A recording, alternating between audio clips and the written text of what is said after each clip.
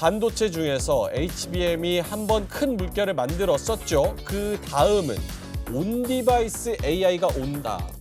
온다가 아니고 지금 며칠째 그쪽 동네는 많이 왔다리 갔다리 했죠. 예, 그래서 온디바이스 관련주 주가 상승률 요거를 한번 보여주시면 리노공업, 흡프스프, 두산테스나 칩스앤미디어, 오픈엣지 테크놀로지, 퀄리타스가 주가 상승률이 굉장히 좋았습니다. 디자인하우스도 가온칩스, AD테크놀로지, 여기다 코아시아까지, 텔레칩스, 심텍, 대덕전자 이렇게 주가 상승률이 굉장히 좋았는데 모르겠습니다. 아까 제가 방송 시작 전에 이 두 분한테 온디바이스는 끝물 아닌가요? 했다가 요걸 바가지로 먹었거든요. 자, 그럼 두 분 한번 OX 들어볼게요. 자, 온디바이스 AI 관련주 아직 매기, 아직 상승률이 남아있다 O, 아니다 X. 하나, 둘, 셋 들어주시죠. 두 분 다 O를 들어주셨습니다. 일단은 혹시나 모르시는 분들한테 누가 온디바이스 그 AI 개념 먼저 좀 설명을 한번 해주시겠어요? 짧게만? 뭐 짧게 말씀드린다면 쉽게 말해서 오픈 AI하고는 정반대의 개념이다 보시면 될 것 같아요. 오픈 AI는 어떤 서버를 접촉해서 어떤 결과를 도출하는 거라면 내가 원하는, 온디바이스 AI는 그 기기 자체에 있는 기능으로 AI 서비스를 받는 거라 보시면 될 것 같아요.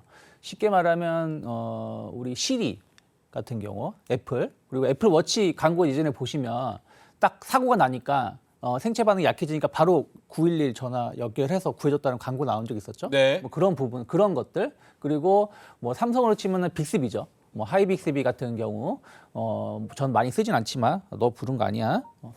그런 거라든지 진짜 반응을 하네요. 바로 반응하잖아요. 하이빅스라니까. 오. 그리고 이제 삼성 같은 거 예전에 LG 같은 경우도 보면은 LG 그 가전을 통해서 뭐 예를 몇 시에 공기청정기가 켜지고 몇 시에 TV가 켜져서 내가 보는 채널 나오고 하는 그런 광고가 나온 적 있었잖아요. 그러니까 그런 것들이 다 온디바이스 AI로 보시면 될 것 같습니다. 그래서 온디바이스 AI하고 오픈 AI, 원래 오래 강했던 오픈 AI하고는 좀 다르지만 우리나라는 이쪽에 원래 좀 집중을 많이 했었다라고 보시면 될 것 같습니다.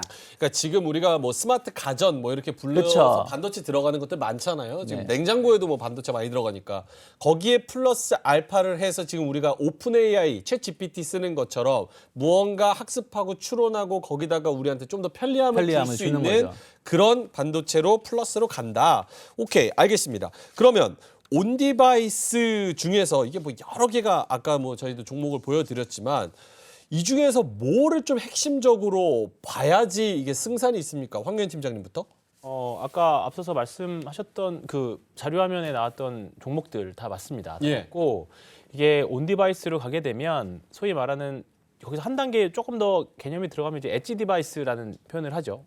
엣지 디바이스가 뭐 사실 많이 이름이 있어서 엣지 있어 보이지만 예. 결국은 스마트폰, 뭐 AI 스피커, 뭐 자율주행차 이런 것들을 다 엣지 디바이스로 합니다. 그러니까 우리가 쓸 수 있는 스마트 기기들을 다 엣지 디바이스라고 표현을 하는데 이제 예전에는 예를 들어서 어떤 한 소프트웨어를 돌리기 위해서는 기존에 있었던 하드웨어 위에다가 소프트웨어를 맞춰서 돌렸었어요. 근데 이제는 과거에는 HBM이든 어떻게든 이제 AI가 학습을 했잖아요. 그러면 학습된 그 데이터를 가지고 이제 추론해서 이제 결과물을 나타내기 시작합니다. 그러면 그 소프트웨어를 돌리기 위한 이제 하드웨어를 만들어야 되는 거죠. 반대로. 그렇기 때문에 이번 주에 디자인하우스가 진짜 정말 오랜만에 상승을 했는데 저는 이제 디자인하우스를 계속 집중해서 보기는 합니다만 왜 디자인하우스가 중요하냐면 네. 예전에는 GPU부터 시작해서 이제 인공지능을 모델을 학습을 해야 되는 것들, 그다음에 또는 디램이 필요했었는데 이제는 그 특정의 소프트웨어, AI 소프트웨어를 돌리기 위해서 각각에 맞는 칩들을 만들어야 됩니다. 그렇죠. 그러면 그 칩들을 설계하는 회사가 있을 거고 그 설계하는 거를 이제 만들어주는 게 파운드리인데 그 설계하는 회사와 팹리스 업체들과 파운더를 이어주는 게 디자인 하우스입니다. 대량 생산을 할 수 있게끔. 이제 그런 회사들이 과거에는 이제 AD 테크놀로지, 가온칩스, 이번에 상당한 뭐 에직랜드 같은 회사들이 다 그런 회사들인데, 칩셋미디어 이번 주에도 많이 올랐던 그런 회사들이 다 디자인 하우스들인데 그 디자인 하우스들이 예전에는 사실 마진이 굉장히 좀 박했습니다. 근데 이제 AI 시대 들어오면서 또는 이제 관련 소프트웨어들이 생성이 되면서 팹리스에서 만든 것들을 조금 더 구체적으로 이제 좀 고마진 사양들의 SoC, 시스템 온 칩이라고 하는 그 칩들을 만들어야 됩니다. 그렇게 되면 공정이 더 높아질수록 이제 더 마진이 더 높아지겠죠. 특히 AD 테크놀로지 같은 경우에는 과거에는 정말 이제 모바일과 관련된 정말 마진이 박한 그 이제 사업들을 했었는데 예. 최근에 실적도 보면 굉장히 좀 안 좋아요. 근데 주가가 빠지지 않았거든요. 근데 요즘 이번 주에 좀 흐름이 좋았던 거는 앞으로 이런 이제 좀 높은 성장성을 보여줄 수 있는 사업들을 많이 하게 되었습니다. 그래서 디자인 하우스도 좋고요. 디자인 하우스. 그리고 이제 엣지 디바이스에 들어가서 이 시스템들을 돌리려면 예전에는 우리가 지금 챗 GPT를 쓰면 어떤 한 질문을 하면 그게 서버 들어갔다가 오는 거잖아요. 그렇죠. 그게 아니라 이 디바이스 안에서 자체적으로 뭔가 해결을 해야 되기 때문에 관련으로 또 디램의 사용량이 당연히 늘어나게 됩니다. 당연히 그렇게 되면 디램이 필요하게 되고 그래서 심텍, HPS, 뭐 대덕전자도 그렇고 큰 주식에 아까 빠진 것 중에 하나가 삼성전기. 예, 그런 삼성전기. 주식들이 다 어떻게 보면 기판 만드는 회사들이잖아요. 그렇게 되면 크게는 DDR까지도 아울러 버릴 수 있는 그렇기 때문에 내년에는 AI도 AI지만 이런 촉발된 수요들이 디램 쪽도 더 영향이 있을 수 있을 것 같아요. 그래서 지금 AI 반도체 온 디바이스 뭐 HBM이 벌써 약간 구식 아이디어처럼 돼버렸거든요. 지금 시장에서는. 근데 아마 HBM은 내년에도 계속 이어질 거고요. 오케이, 알겠습니다. 어떤 게 대장이고 어떤 게 최고의 수익률을 보여줄지는 네. 조금 더 지켜봐야 될 것 같습니다. 오케이, 알겠습니다. 매기는 이어진다. 그 중에서 디자인 하우스 좀 핵심적으로 봐야 된다. 유창희 대표님은요? 이 중에서 그러니까 저는 쉽게 짧게 설명한다면 이게 성공할지 실패할지 몰라요. 근데 이게 만약에 붐이 된다면 모든 가전기기, IT 기기가 교체가 된다고 보면 돼요. 저희 집 같은 경우도 신혼 때 냉장고 샀는데 와이프가 한 4년, 5년, 재작년 3년 전이죠. 컬러 강판 대비해서 색깔 이쁘게 비스포크 그거 사자고. 그냥 왜 그러니까 이뻐서. 그래서 샀어요. 네. 그러니까 어떤 게 마음에 딱 꽂히게 되면 사람들이 교체를 하지 않습니까? 근데 이 온 디바이스 AI가 탑재가 되면서 뭔가 가전기기가 됐든 컴퓨터가 됐든 스마트폰이 됐든 자동차가 됐든 뭔가 바람이 불면 교체를 한다라는 것이죠. 실용적으로. 그렇게 되면은 아까 말씀하신 것들 우리나라가 조금 더 수혜를 입을 수 있는 게 뭐냐면 IT 강국 아니겠습니까? 그렇죠. 기판, 반도체 뭐 다 들어가기 때문에 시장의 영향력은 더 클 수 있다. 오픈 AI보다 오히려 더 클 수 있다라고 좀 보고 있어요. 그래서 저는 말씀하신 것처럼 뭐 일단 DDR5 반도체 관련된 거 그리고 약간 기판 관련된 기업들 뭐 지금 당장 뭐 급등한다는 뜻이 아니라 만약에 내년 상반기에 지금은 이제 약간 태동기 같은 느낌이기 때문에 내년 상반기에 바람이 분다라면 충분히 이들 기업들 계속해서 좀 저점을 높여갈 때 모아가신 전략 필요하지 않을까 생각하고 있습니다. 그 중에서도 뭐 여러 가지가 이제 팹리스도 있고 디자인 하우스도 있고 IP 기업들도 좀 주목을 많이 받는 것 같고 유창희 대표님은 그 중에서 요 소분류로 보자면은 어떤 게 제일 좀 상승률이 남아 있습니까, 포텐이? 뭐 최근에는 아까 말씀 디자인 하우스 쪽이 많이 움직였는데 네. 저는 뭐 그 이후에도 뭐 DDR5 관련된 기업들 계속 좀 주목을 좀 하고 있습니다. 그래서 뭐 종목을 본다라면 일단은 뭐 아비코 전자 같은 경우 아비코. 충분히 이슈가 될 수 있다. DDR5가 이제 서버에서 일반 노트북이 됐든 모바일 버전이 됐든 이쪽으로 이제 침투율이 높아진다라면 아비코 전자 충분히 수혜 받을 수 있다 생각하고 있고 또 최근에 오늘도 좀 강하게 상승했는데 두산 테스나 같은 경우도 상당히 좀 기대를 해볼 수 있는 기업이다라고 보고 있어요. 그래서 최근에 보면은 제조 반도체 이런 기업들 리노공업이 많이 올라왔는데 두산 테스나도 이제 슬슬 또 발동을 걸고 있지 않나 판단하고 있습니다. 알겠습니다. 감사님께서 세상이 너무 빨라서 어질어질 증시도 빙글빙글 이렇게 말씀을 하시는데 진짜 여기 AI하고 반도체하고 이쪽에 성장하는 속도가 뭐 진짜 현업에 있는 뭐 정보를 다루는 저희도 따라가기가 굉장히 벅찰 정도로 MPU, GPU, AI, AGI 뭐 별게 다 나오니까 어렵긴 어렵습니다. 그리고 아직 HBM 사실 적응을 못했는데 HBM도 그렇죠. 근데 벌써 CXL이라는 개념 혹시 들어보셨어요? 어떤 거요? CXL. CX 또 배워야 됩니까? 그 이제 CX, 컴퓨터 익스프레스 링크라고 해서 이제 요거에 HBM보다 더 확장된 뭔가 이제 CPU에 들어가는 것들을 스위치 하나로 분산해 주는 거를 CXL이라고 하는데 이제 다른 이제 현업에 계시는 분들한테 반도체 현업에 계시는 분들한테 HBM 요즘 어떠냐고 물어봤더니 벌써 다음으로 넘어가고 있다. 그렇게 되면 아까 퀄리타스 반도체가 네. 지금은 아직 CXL과 관련된 수혜주는 하이닉스밖에 없는 걸로 제가 알고 있거든요. 근데 이제 관련된 그 스위치들을 만들어내는 게 퀄리타스 반도체나 요즘에 좀 문제가 되고 있던 파두 그런 회사들이 좀 그런 게 있습니다. 그래서 CXL이라는 개념도 한번 공부해 보시면 이게 지금은 정말 초기 태동기거든요. 근데 네. 뭐 내년 여름쯤 가면 또는 내년 봄쯤 갔을 때는 CXL과 관련된 주식들 찾아라 또는 관련된 주식들이 올라갈 수 있을 수도 있을 것 같습니다. 굉장히 빠릅니다. 빠르긴. 네. 오케이. 알겠습니다.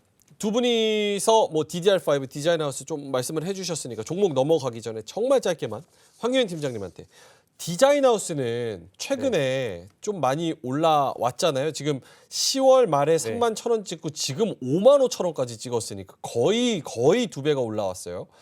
근데 여기가 원래 디자인 하우스는 그 밸류를 PER 밸류 자체를 조금 적게 주는 그렇죠. 게 맞다라는 의견이 있고 지금 이번 연도 실적 예상되는 게 영업이익이 42억. 네.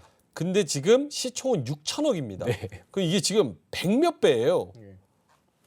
근데 이거 이게 맞나 싶기는 한데. 저는 칩스 기준입니다. 가온 칩스가 보면 사실 지금 우리나라 매출액 기준으로 보면 네. 또 삼성전자의 공식 그 디자인 하우스 봤을 때는 사실 AD 테크놀로지가 매출액이라던가 기술력 같은 경우에 더 크기는 합니다. 예, 예. 근데 지금 일단은 수익률은 가온 칩스가 사실 조금 더 좋은 상황이긴 해요. 이게 비싸다고 생각하실 수 당연히 있습니다. 특히 뭐 AD 테크놀로지도 마찬가지로 적자인데 주가는 당연히 비쌉니다. 그래서 아마 가치 투자자분들은 접근하시기는 어려울 것 같아요. 근데 뭐 그렇게 따지고 보면 우리나라에 있는 성장주들은 다 비싸죠. 네, 그래서 밸류에이션을 얼마큼 주느냐는 사실 개개인의 판단일 것 같고요. 일단은 시대의 흐름 또는 우리가 앞으로 다가올 지금 실적 추정치들은 실적 추정치만 봤을 때는 그나마 가온칩스가 가장 좋기는 하거든요. 근데 미래 실적을 땡겨온다는 과정 하에 지금은 조금 리스키하긴 하지만 조금 떠안고 해볼 만하다. 저는 추세 추종으로 해볼 만하다. 그렇게는 생각하고 있습니다. 요거 한번 여쭤보고 싶네요. 온 디바이스 대 HBM이라고 한다면 사실은 저는 HBM이 마지막 끝물 아닌가라고 생각을 했는데 오늘 또 한미반도체도 63,600원까지 다시 올라왔고 흡프스프 또 올라갔고 뭐 그동안 얘기했었던 것들이 꽤 많이 올라와 줬어요. 그런 거 보면 그렇죠. 주성도 3% 같고 또 뭐 등등등등 많습니다. 요런 거 보면 아직 HBM 안 끝났다. 그리고 온 디바이스도 두 개가 재료가 있으니까 이 둘 중에 하나만 선택해서 만약에 해야 된다고 하면 어떤 쪽 재료의 모멘텀으로 선택을 하는 게 조금 더 가능성이 확률이 높을지 유창희 대표님. 저는 주식시장은 새로운 걸 원해요.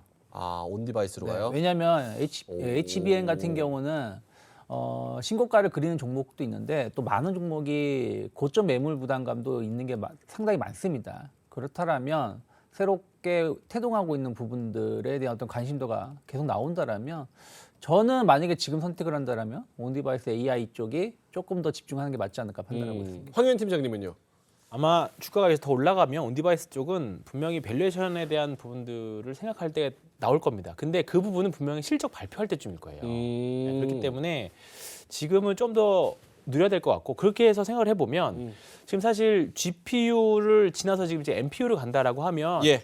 내년도 엔비디아도 지금 사실 고민이라는 점들이 많이 있거든요. 각자의 NPU를 다 생산하고 있기 때문에 그럼 GPU 사용량이 올해보다는 성장은 하겠지만 실적은 조금 성장률은 둔화될 수 있다. 그런 우려는 계속 있습니다. 그래서 저는 두 개를 다 가져가야 된다 생각해요. 두 개를 다? 네, 지금은 HBM도 이제 성숙기에 들어가는 구간이고 온디바이스 쪽은 이제 태동기인데 아마 수익률이 왔다 갔다 하지 않을까. 그래서 뭐 둘 다 좋으면 둘 다 가져가실 하는 게 필요는 좋다? 있다. 오케이, 네, 알겠습니다. 네, 저는 그렇게 생각합니다. 마지막으로 종목 받고 끝낼게요.